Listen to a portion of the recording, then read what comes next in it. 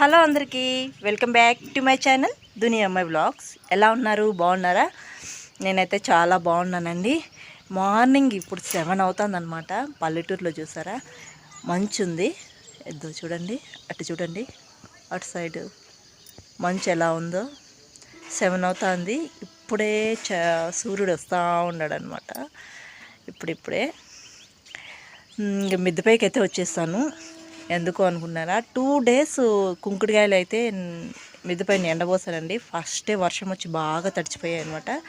మళ్ళీ ఒకరోజు ఎండబోసాను, ఇంక ఎండలేదనమాట. ఇంక మళ్ళీ ఈరోజు ఎండబెడుతున్నాను. వాటిని బాగా గింజలు తీసేయాలి. గింజలు తీసేసి మిషన్కి తీసుకొని పోవాలి. మనం కుంకుడుకాయలు సీకాయ పొడి చేసుకొని తలకి షాంపూ లాగా వాడతాం కదా, అలా చేయడానికైతే నా కష్టాలు అంత ఇంత కాదనమాట.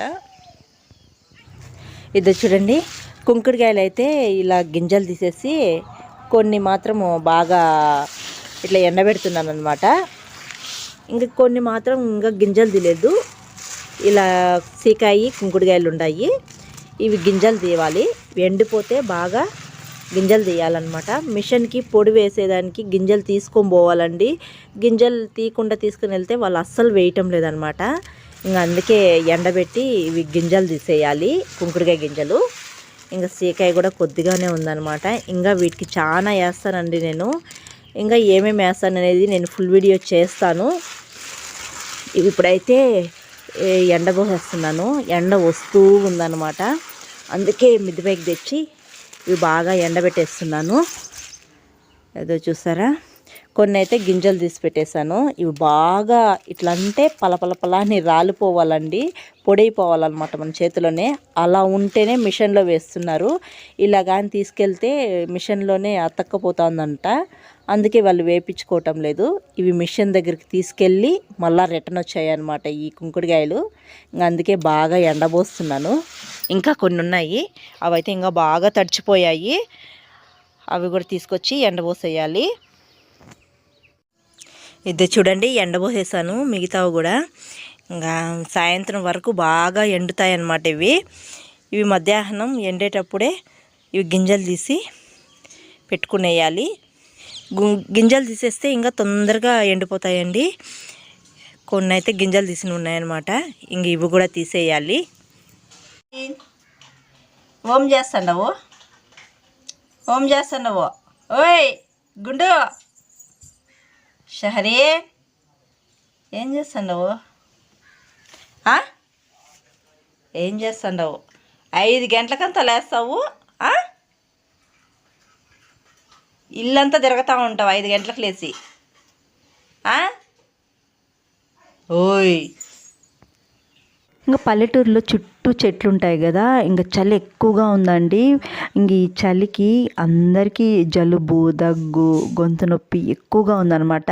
పిల్లలకి, పెద్దలకి, మా నాన్నకు కూడా ఎక్కువగా ఉందన్నమాట. అందుకే ఇలా గ్లాస్లో పసుపు వేసుకొనిరా పాలు తాగాలి అన్నారు. ఎవరికైనా దగ్గు, జలుబు, ఇలా గొంతు నొప్పి ఉంటే మార్నింగ్ ఇలా పాలు పిండుతూ ఉంటారు కదా, గ్లాస్లో కొద్దిగా పసుపు వేసుకొని ఇలా పాలు పిండుకొని పొరగడుపుని తాగేస్తే చాలా బాగా కంట్రోల్ అవుతుందండి. అయితే 3 రోజులు తాగాలి. మార్నింగ్ తాగారంటే చాలా బాగా కంట్రోల్ అవుతాయి. దగ్గు కానీ, జలుబు కానీ అన్నీ కంట్రోల్ అవుతాయి అన్నమాట. పిల్లలకు కూడా తాగిపించవచ్చు. పిల్లలకు కూడా దగ్గు, జలుబు ఉంటే కూడా ఇలా చేసి తాపించవచ్చు. ఈ చిట్కా అయితే మీకు యూజ్ అవుతుందని ఈ వీడియో అయితే చేస్తున్నాను. ఖుషి, కొంచెం పసుపు వేసుకొని తాగుదు రామా, తగ్గుతుంది. రా, మళ్ళీ అమ్మ పాలు పిండేస్తుంది. రా లేదురా. ఖుషిగానికి కూడా కొంచెం తాపించేదానికి పిండివా, గ్లాసులో పసుపు వేసుకొని వచ్చిన.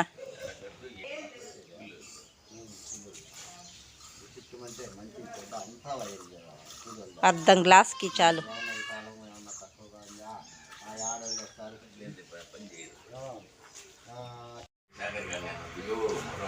ఎట్లుంది టేస్టా?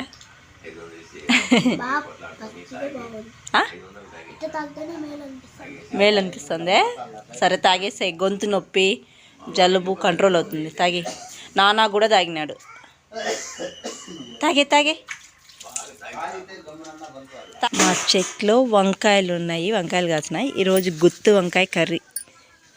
ఇప్పుడు అవన్నీ కోసి గుత్తి వంకాయ కర్రీ చేస్తారు. చెట్లు మొత్తం కోస్తే ఈ కాయలు ఉన్నాయన్నమాట. ఇప్పుడు ఇవి గుత్తి వంకాయ కర్రీ చేస్తారు మా ఇంట్లో. ఇంకా 2 పెద్ద కాయలు అయితే ఉన్నాయన్నమాట. ఇవి కొయ్యలేదు.